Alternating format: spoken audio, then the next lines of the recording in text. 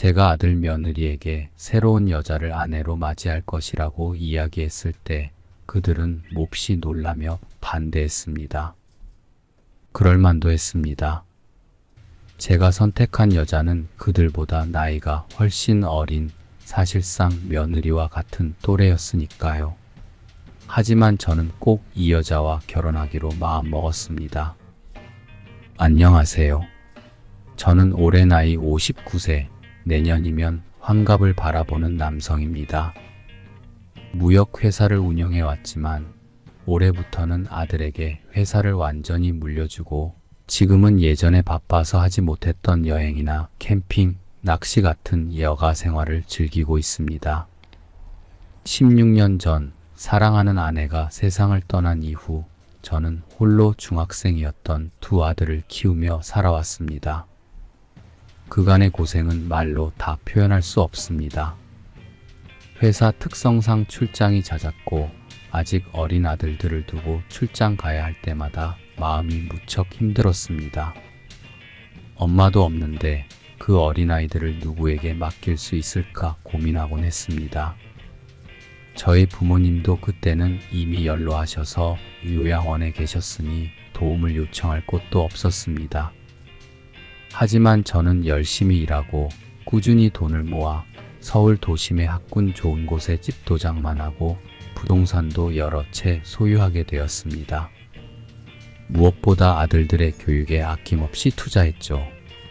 그 덕분에 두 아들 모두 명문대를 졸업하고 좋은 직장에 들어갔습니다. 지금은 두 아들 모두 결혼해서 손주가 한 명씩 있습니다. 몇 년 전 제가 한번 크게 아팠을 때 회사의 미래를 고민하던 중 첫째 아들이 본인이 회사를 맡겠다고 나섰습니다. 둘째 아들은 대기업 연구원으로 일하고 있었고 성격상 장사와 맞지 않았죠. 큰아들은 일을 그만두고 제 옆에서 2년 동안 무역 관련 일을 배우기 시작했습니다.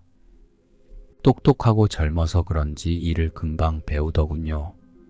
그래서 저는 회사의 고문 역할로 물러나고 큰아들이 대신 회사를 이끌어가게 했습니다. 그렇게 큰아들이 회사를 맡은 이후 회사는 더욱 성장했고 저는 이제야 안심할 수 있었습니다. 이 회사는 저에게 30년 넘게 키워온 또 하나의 자식과도 같았습니다. 큰아들이 회사를 훌륭하게 운영하고 성장시키는 모습을 보며 저는 정말 큰 보람을 느낍니다. 이제는 시간이 남아돌고 마음도 여유로워진 덕에 그동안 못해봤던 것들을 하나씩 해보는 중입니다. 낚싯대를 들고 한적한 호숫가에 앉아 물고기를 기다리는 시간이 그리도 평화로울 수가 없습니다. 캠핑을 떠나 자연 속에서 하늘을 바라보며 지내는 밤, 그 순간들이야말로 내가 살아있음을 느끼게 해줍니다. 물론 가끔씩 회사를 찾아가 큰아들과 이야기를 나누기도 하고 손주들과 시간을 보내기도 하지만 이젠 정말로 삶을 즐기고 있습니다. 이렇게 나이 들어가면서 저는 비로소 삶이 주는 작지만 소중한 행복들을 하나씩 되찾아가고 있습니다. 아내가 세상을 떠나고 난 후 제 삶에서 가장 힘들었던 부분은 바로 외로움이었습니다. 당시 저도 혈기왕성한 나이였기에 밤이 되면 찾아오는 고독과 외로움을 참기가 너무 힘들었습니다. 아이들이 잠들었을 때 몰래 업소 같은 곳을 다녀오기도 했습니다. 그러나 그런 곳에 간다고 해서 마음 깊은 곳의 허전함과 외로움이 해결되는 것은 아니었습니다. 몸의 외로움은 잠시 잊을 수 있었지만 마음의 공허함은 여전히 채워지지 않았습니다. 그래서 사람들의 소개로 몇몇 여자를 만나보기도 했습니다. 다시 가정을 꾸리고 싶다는 생각에 진지하게 새로운 인연을 찾으려 노력했습니다. 하지만 제 상황은 간단하지 않았습니다. 두 아들이 있는 아버지로서 아이들을 잘 돌봐줄 수 있는 여자를 찾아야 했습니다. 당연히 두 아이를 받아들일 준비가 된 여자를 만나야 했는데 그것이 말처럼 쉽지 않았습니다. 몇몇 여자들은 처음에는 저와 제 아이들을 받아들이는 듯 했지만 시간이 지나면서 부담을 느끼거나 진심으로 아이들을 챙기지 않는 경우도 있었습니다. 가정을 이루기 위해서는 단순히 저와 잘 맞는 것뿐만 아니라 제 아이들과도 잘 어울릴 수 있어야 했습니다. 그러나 그런 조건을 모두 충족하는 여자를 찾는 것은 정말 어려운 일이었습니다. 가끔은 저와 잘 맞는 여자를 만나기도 했지만 그들이 제 아이들과 좋은 관계를 맺을 수 있을지에 대해 확신이 들지 않았습니다. 그렇게 몇 번의 시도 끝에 저는 결국 새로운 사람을 찾는 것을 포기하게 되었습니다. 아이들을 어설프게 다른 사람에게 맡길 수는 없었습니다. 그래서 결국 홀로 아이들을 성인이 될 때까지, 독립할 때까지 키우기로 마음먹었습니다. 그런 시간이 지나고 이제 두 아들이 모두 자라 훌륭한 성인이 되어 독립했습니다. 그들이 자기 인생을 살아가고 있는 모습을 보며 저는 비로소 제 역할을 다했다는 안도감을 느낍니다. 이제는 저도 제 자신을 위해 조금씩 삶을 즐기려 합니다. 그동안 놓치고 살았던 소소한 행복들을 다시 찾아가는 중입니다. 60에 가까운 나이지만 여전히 남성적인 욕구를 느낄 때가 있었습니다. 아침에 일어났을 때 가끔 그런 감정이 고개를 들곤 했죠. 하지만 이제는 더 이상 업소에 가는 것이 두려워졌습니다.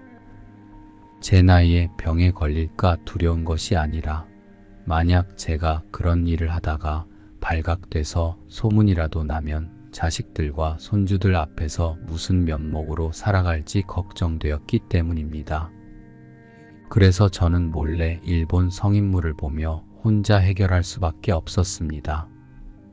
그것이 저의 외로움을 잠시나마 달래주는 유일한 방법이었습니다. 그런데 예상치 못하게 저는 박수연이라는 여성을 만나게 되었습니다. 처음 그녀를 알게 된 것은 제가 여가 생활을 즐기며 일상의 즐거움과 마음의 외로움을 글과 사진으로 남기고 한 어플에 공유하면서였습니다. 글 솜씨가 뛰어나지는 않지만 그래도 저의 이야기를 공감해주는 사람들이 생기고 그들로부터 격려와 위로의 댓글을 받으면서 저도 조금씩 마음이 풀어졌습니다. 특히 박수연이라는 이름의 한 여성이 제가 늘어놓은 이야기를 전부 듣고 나서 따뜻한 위로의 댓글을 남겨주었습니다. 저는 예의상 그녀의 댓글에 답장을 보냈고 그렇게 몇 번의 댓글을 주고받다 보니 우리는 서로의 이야기에 점점 더 빠져들게 되었습니다. 처음에는 그녀가 저의 이야기를 진지하게 들어주고 공감해주기에 저와 비슷한 나이대일 것이라고 생각했습니다. 몇 달 동안 우리는 일상을 공유하며 친해졌고 결국 카카오톡을 통해서도 대화를 나누게 되었습니다. 그러던 어느 날 그녀의 카카오 스토리를 보게 되었을 때 저는 충격을 받았습니다. 그녀가 제 아들들과 나이 차이가 많지 않다는 것을 알게 된 것이었습니다. 그녀는 30대 초반의 나이였고 저와는 무려 30년 가까이 나이 차이가 났습니다. 그럼에도 불구하고 우리는 대화를 계속 이어갔습니다. 수연은 가끔 저에게 음성 메시지를 남기곤 했습니다. 그녀의 목소리는 맑고 부드러워 마치 시냇물이 말라버린 제 마음속으로 흘러드는 듯 했습니다. 그 목소리를 들을 때마다 저는 조금씩 그녀에게 빠져들었습니다. 수연은 매우 흥미로운 사람이었습니다. 그녀는 피팅 모델과 한 플랫폼에서 여성 BJ로 일하고 있었지만 20대 초반의 인기 있는 여성 BJ들에 비해 많은 인기를 얻지는 못하고 있었습니다. 솔직히 말하면 수연이 그렇게 예쁜 외모는 아닙니다. 일반인으로서 충분히 예쁘다고 할 수 있지만 요즘 예쁜 연예인들과 인기 BJ들과 비교하면 그냥 평범해 보일 정도였습니다. 하지만 그녀의 따뜻한 목소리와 진심 어린 대화가 저를 매료시켰고 외모보다는 그녀의 성격과 내면에 점점 더 끌리게 되었습니다. 그녀는 저에게 자신의 이야기를 털어놓았습니다. 수연에게는 7살짜리 예쁜 딸아이가 있었고 그녀는 딸을 혼자 키우고 있었습니다. 남편과는 이혼을 했고 친정엄마의 도움을 받아 아이를 키우고 있었습니다. 수연은 딸을 위해 돈을 아껴야 했고 그래서 얼굴에 많은 돈을 투자할 여유도 없었습니다. 하지만 그녀는 여전히 씩씩하게 살아가고 있었고 그런 모습에 저는 점점 더 그녀에게 끌리게 되었습니다. 처음에 그녀가 BJ라는 직업을 가지고 있다고 했을 때 저는 그녀가 후원을 받기 위해서 관심을 끌고 낚시를 하는 줄 알았습니다. 하지만 저와의 대화에서 묻어나오는 그녀의 감정은 저를 속일 수 없었습니다. 저도 사람을 상대하는 일을 30년 넘게 했기 때문에 그 정도 판단은 할 수 있었습니다. 그녀는 한 번도 본인이 일하는 플랫폼에 가서 후원해달라고 말한 적이 없습니다. 저도 그녀가 방송할 때 들어가서 보곤 하지만 후원할 마음이 없습니다. 왠지 후원하면 우리의 이 순수한 우정이 변질할 것 같았습니다. 우리는 점점 더 깊은 이야기를 나누며 서로의 외로움을 위로해주는 사이가 되었습니다. 어느 순간 저는 그녀에게 마음을 열고 있음을 깨달았습니다. 나이 차이가 크다는 것을 알고 있었지만 그녀와의 대화는 저에게 새로운 활력을 주었습니다. 한밤중에 수연은 종종 짧은 영상을 보내주면서 아저씨, 일본 영상 보지 말고 제가 보내드린 예쁜 영상 보세요 라고 웃으며 음성 메시지를 보내오곤 했습니다. 저는 나이가 있는 사람이라 젊은 여자의 농담을 크게 신경 쓰지 않았습니다. 그녀가 이혼한 과거를 가지고 있어도 씩씩하고 밝은 모습만 보여주었기에 저는 수연이 현실에서도 그렇게 활발하고 행복할 줄만 알았습니다. 어느 날 깊은 밤 그녀가 갑자기 저에게 음성 전화를 걸어왔습니다. 전화를 받은 그녀는 술에 취해 울고 있었습니다. 수연 씨, 무슨 일이에요? 왜 울고 있어요? 저는 당황하며 물었습니다. 아저씨, 저 너무 외로워요. 정말로 살아갈 희망이 없어졌어요. 그녀의 목소리는 떨리고 있었습니다. 저는 한참 동안 그녀를 달래며 무슨 일이 있었는지 물어보았습니다.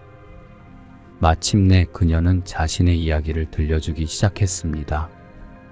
22살 때 결혼했어요. 그리고 아이도 낳았는데 몇 년 전에 남편이랑 이혼했어요. 남편은 무책임하고 아이를 키우지 않으려 했어요. 그래서 제가 홀로 아이를 키우고 있어요. 학력도 없고 특별한 기술도 없어서 피팅 모델 일을 시작했어요. 그런데 그 일도 쉽지 않아요. 사진을 찍을 때 여러 번 이상한 남자들에게 성희롱을 당하고 돈을 제때 못 받는 경우도 많았어요.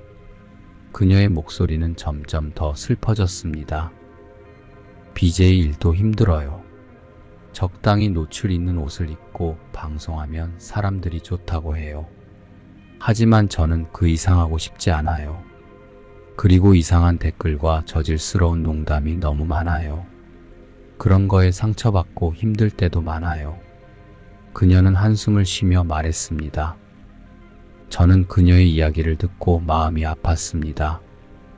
수연 씨, 그런 일이 있었군요. 정말 힘들었겠어요. 그런데 오늘은 무슨 일이 있었어요? 왜 이렇게 슬퍼하는 거예요? 제가 물었습니다. 오늘 제 생일이었어요. 그래서 친구들이랑 술을 마시고 집에 왔는데 갑자기 너무 외롭고 절망감이 밀려왔어요. 더 이상 살아갈 희망이 없다고 느꼈어요. 그냥 모든 걸 포기하고 죽고 싶어요. 아저씨와 마지막 인사하려고 전화했어요. 그녀의 말에 저는 큰 충격을 받았습니다. 수연 씨, 그러지 마세요. 당신은 소중한 사람이에요. 그리고 예쁜 딸을 생각해 보세요. 저도 수연 씨를 응원하고 있어요. 저는 그녀를 위로하며 말했습니다. 그녀의 목소리에서 느껴지는 절박함에 저는 당장 그녀를 도와야겠다고 생각했습니다. 수연 씨 지금 어디예요? 집이에요? 주소 알려줘요. 제가 도와줄게요. 저는 그녀의 주소를 물었습니다. 그녀는 다른 도시에 살고 있었고 제가 지금 당장 가더라도 제때 도착할 수 없을 것 같았습니다. 아저씨, 저 괜찮아요. 걱정하지 마세요. 수연은 나지막한 목소리로 말했습니다. 저는 그녀를 달래며 계속 전화를 이어갔고 동시에 집 전화로 경찰에 신고를 했습니다. 경찰이 그녀를 찾아가 경찰서로 데려갔고 그녀는 술이 깬 후 여러 차례 죽지 않겠다고 약속한 후에야 풀려났습니다. 그녀는 풀려나자마자 저에게 전화를 걸어 고맙다고 했습니다. 아저씨, 정말 고마워요. 저를 이렇게 걱정해 주시고 저 때문에 귀찮게 해드려서 죄송해요. 그녀는 진심으로 감사하는 목소리로 말했습니다. 수연 씨, 당신이 무사해서 다행이에요. 언제든지 힘들면 저에게 말해요. 혼자 힘들어하지 말고. 저는 진심 어린 목소리로 답했습니다. 그녀는 웃으며 말했습니다. 아저씨, 혹시 나중에 제가 보내는 영상 못 보실까봐 걱정돼서 신고한 거 아니에요? 저는 그녀의 농담에 익숙해져 있었고 그녀의 말에 맞장구를 쳤습니다. 수연 씨처럼 어르신을 배려해주는 아가씨는 흔치 않잖아. 난 당신 같은 아가씨가 다시는 없을까봐 걱정됐지. 그녀가 갑자기 말투를 바꾸며 말했습니다. 아저씨, 그 영상에 나오는 여자들보다 제가 더 예쁜데 제 몸 보고 싶지 않으세요? 그 말에 저는 순간 말문이 막혔습니다. 평소에도 박수연은 자신의 채널에서 방송할 때 약간 자극적인 옷을 입곤 했고 저는 그때마다 그녀의 아름다운 몸매를 상상하곤 했습니다. 그렇게 통화는 끊어졌고 곧이어 카톡 알림음이 계속 울리기 시작했습니다. 평소 그녀가 SNS에 올리던 셀카보다 훨씬 대담한 사진들이 제 휴대폰에 나타났습니다. 사진들을 보며 마음이 점점 뜨거워졌고 마지막에는 그녀의 음성 메시지가 도착했습니다. 아저씨, 제 목숨을 구해주셔서 감사해요. 이 사진들 천천히 감상하세요. 그 메시지를 들으며 저는 복잡한 마음이 들었습니다. 일주일 후 저는 박수연과 직접 만났습니다. 마침 캠핑과 낚시를 위해 그녀가 있는 도시 쪽으로 가게 되었고 그쪽 인근 강에서 낚시를 하게 되었습니다. 그 강물은 수질이 좋았고 물고기도 잘 잡혔습니다. 메기도 몇 마리 낚았고 기분이 좋아진 저는 누구와 함께 이 즐거움을 나누고 싶었습니다. 그때 가장 먼저 떠오른 사람이 박수연이었습니다.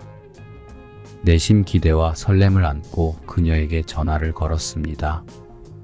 수연 씨, 나 지금 근처에서 캠핑 중인데 같이 와서 매운탕 먹고 갈래요? 그녀는 제 제안을 듣고 기뻐하며 바로 온다고 했습니다. 1시간쯤 뒤 택시에서 내리는 박수연의 모습을 볼 수 있었습니다. 박수연은 실제로 만나보니 사진이나 컴퓨터 모니터에서 본 것보다 더 예뻤습니다. 그녀는 연한 꽃무늬 원피스를 입고 있었고 화장을 한 그녀의 얼굴은 정말 빛이 났습니다. 만나자마자 그녀는 활기차게 저를 포옹해 주었습니다. 그 젊고 활력 넘치는 몸이 제 팔을 스치자 오랫동안 여성과의 친밀한 접촉이 없었던 저에게는 그 순간이 매우 당황스러웠습니다. 아저씨, 여기 진짜 좋네요. 수연이 환한 미소로 말했습니다. 응, 이곳 물고기들이 아주 잘 잡혀. 오늘 매운탕 맛있게 먹을 수 있을 거야. 저는 수연을 안심시키며 미소를 지었습니다. 우리는 제가 준비해온 캠핑 의자에 나란히 앉아 이야기를 나눴습니다. 수연은 그녀의 일상과 BJ로서의 일에 대해 이야기했으며 저는 낚시와 캠핑의 즐거움에 대해 이야기했습니다. 대화가 이어지며 서로의 공통점을 발견할 때마다 우리는 웃음을 터뜨렸습니다. 아저씨, 매운탕 맛있게 끓이는 법 알려주세요. 수연이 호기심 가득한 눈빛으로 물었습니다. 그럼 여기 봐봐. 이 매기를 먼저 손질하고 양파랑 물을 넣어서 저는 그녀에게 매운탕을 끓이는 과정을 설명하며 직접 보여주었습니다. 우와, 아저씨 정말 요리 잘하시네요. 나중에 다른 요리하는 것도 배우고 싶어요. 수연이 감탄하며 말했습니다. 언제든지 환영이지. 저는 웃으며 대답했습니다. 30분 뒤 우리는 간이 캠핑 테이블에 앉아 함께 매운탕을 먹기 시작했습니다. 뜨거운 국물과 고기를 먹으며 수연은 연신 맛있다고 칭찬했습니다. 아저씨, 이거 정말 대박이에요. 식당에서 먹는 것보다 훨씬 맛있어요. 수연이 눈을 반짝이며 말했습니다. 맛있게 먹어주니 나도 기분 좋네. 칼국수까지 넣었으니 더 맛있을 거야. 저는 기분 좋게 대답하며 그녀의 그릇에 칼국수를 더 담아주었습니다. 아저씨는 진짜 멋진 사람이에요. 요리도 잘하시고 이렇게 자연을 즐길 줄도 아시고 앞으로 자주 봐요. 네. 수연이 눈을 빛내며 말했습니다. 그 전까지만 해도 저는 수연이를 말이 잘 통하는 친구로 생각하고 가끔 상상을 하긴 했지만 그저 상상에 그쳤을 뿐이었습니다. 그런데 그날 그녀가 제 앞에 서 있는 모습을 보고 있자니 갑자기 욕심이 생기기 시작했습니다. 하지만 그녀의 아버지 뻘 되는 사람이 그녀에게 연인이 되고 싶다는 말은 차마 할 수 없었습니다. 그날 저는 해가 질 때까지 그녀와 함께 낚시터에 있었습니다. 아쉬운 마음을 뒤로하고 그녀를 차로 데려다주고 집으로 돌아왔습니다. 그날 밤 그녀의 매혹적인 미소와 부드러운 몸이 제 머릿속에서 떠나지 않았습니다. 평소에 잠을 잘 자던 제가 잠을 이루지 못하고 뒤척였습니다. 그녀와의 만남은 달콤한 꿈처럼 머릿속을 맴돌았고 결국 그날 밤도 스스로 욕망을 해결해야 했습니다. 그 후로는 마치 그녀와 만나기 전으로 돌아간 듯한 일상이 이어졌습니다. 그녀는 가끔 저에게 짧은 영상을 보내주거나 작업복을 입고 찍은 셀카를 보내주며 예쁘냐고 묻곤 했습니다. 하지만 다시 만나자는 이야기는 없었습니다. 그저 상상 속에서만 그녀와의 순간들을 되새기며 지냈습니다. 그러나 우리의 관계는 예상치 못한 전환점을 맞게 되었습니다. 바로 제 59번째 생일이었죠. 큰아들과 며느리는 회사 일 때문에 해외 출장을 갔고 둘째 아들은 손주가 갑자기 아파서 병원에 입원하게 되었습니다. 둘째 아들은 늦게라도 오겠다고 했지만 저는 괜찮다고 애를 먼저 챙기라며 내년에 다 같이 쉬자고 했습니다. 사실 마음이 허전했지만 애써 내색하지 않았습니다. 그날 저녁 혼자 소주와 음식을 먹으며 TV를 보고 있는데 박수연에게서 카톡 메시지가 왔습니다. 아저씨, 오늘이 아저씨 생신이라는 걸 깜빡했네요. 지금 혼자 계세요? 그 말에 마음이 따뜻해졌습니다. 혼자 있어. 방금 밥을 먹고 있었네. 주소 알려주세요. 선물 보내드릴게요. 히히. 오늘 일 안 해? 제가 약간 놀라 물었습니다. 오늘은 일찍 끝냈어요. 제 생명의 은인의 59번째 생신인데 어떻게 지나칠 수 있겠어요? 그녀의 답장에 마음이 설레서 바로 제 주소를 보냈습니다. 1시간 후 갑자기 그녀가 케이크와 와인 2병을 들고 나타났습니다. 그때 날씨가 조금 쌀쌀해 그녀는 얇은 코트를 입고 있었습니다. 집 안으로 들어온 그녀가 외투를 벗자 얇은 검정 시스루 드레스와 스타킹을 신은 늘씬한 다리가 드러났습니다. 심장이 빠르게 뛰었습니다. 아마도 그녀는 일을 끝내고 바로 온 것 같았습니다. 어이구, 왜 이렇게 입었어? 춥지 않니? 제가 물었습니다. 그녀는 귀엽게 웃으며 제 품에 안기며 말했습니다. 추워요, 추워. 아저씨가 얼른 제 몸을 따뜻하게 해주세요. 저는 그녀의 손을 잡고 소파에 앉히며 거실의 보일러를 켰습니다. 그녀는 케이크를 꺼내서 소파 앞 좌탁에 놓고 저를 아이처럼 억지로 소원을 빌게 한 다음 촛불을 불게 했습니다. 우리는 거실 바닥에 앉아 와인을 열고 함께 마시기 시작했습니다. 와인을 마시며 그녀의 몸을 몰래 훔쳐보았습니다. 그녀는 마치 눈치챈 것처럼 조금씩 제게 다가왔습니다.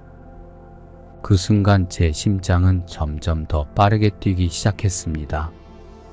그녀가 제 얼굴에서 몇 센티미터 남지 않은 거리까지 다가왔을 때 그녀가 말했습니다. 아저씨, 제가 준비한 생일 선물이 뭔지 궁금하시죠? 그녀의 매혹적인 입술을 바라보며 저는 침을 꿀꺽 삼켰습니다.